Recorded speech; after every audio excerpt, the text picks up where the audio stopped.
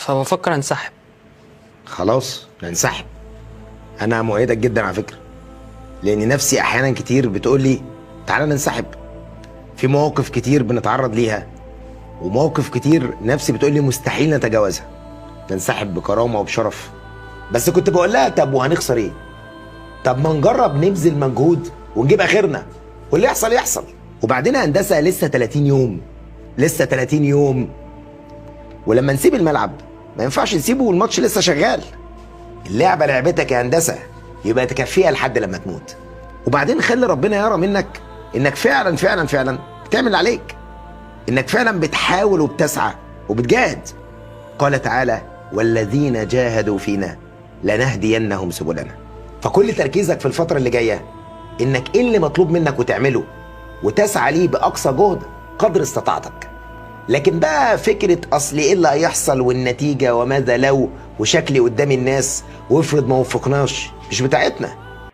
انفض غبار اليأس ولملم أوراقك المبعثرة وانهض، فقد أثبت أنك غير قابل للكسر، واجعل تلك الخدوش أوسمة دالة على شرف المحاولة وعدم الاستسلام. الخسارة يا صديقي لا تعني أنك فاشل، بل تعني أنك لم توفق بعد. لا تعني أنك لن تصل، بل تعني أن هناك طريقا آخر فابحث عنه. هي وقت مستقطع واستراحة مقاتل وتجربة مجتهد، وقبل ذلك كله وبعده قضاء الله عليك وخيرته لك. اللي عندهم امتحانات ركزوا معي. لن يهزمك امتحان، ولن تعجزك صفحات كتاب، ولن تكسرك صعوبة منهج، ولن يتركك الله بلا ثواب بإذن الله تعالى.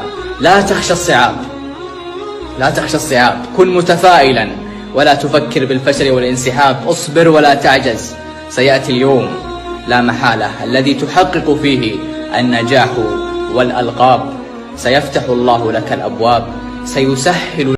عافر حلمك يستاهل، صمم توصل علشانك، وقعة واتنين وتلاتة قوم تاني ده فوق مكانك.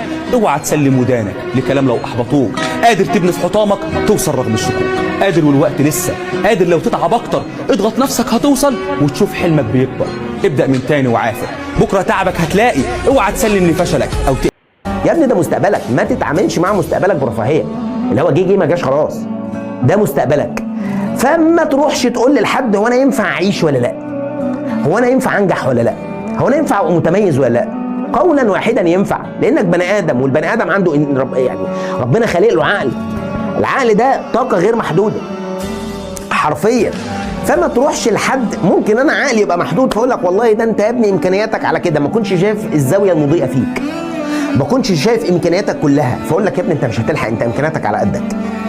ليه تخليني انا احكم عليك مع ان حضرتك انت اللي معاك القوه مش انا؟ فلا عليك اركز كده وتعامل مع حلمك انه حلم، تعامل مع مستقبلك انه مستقبل.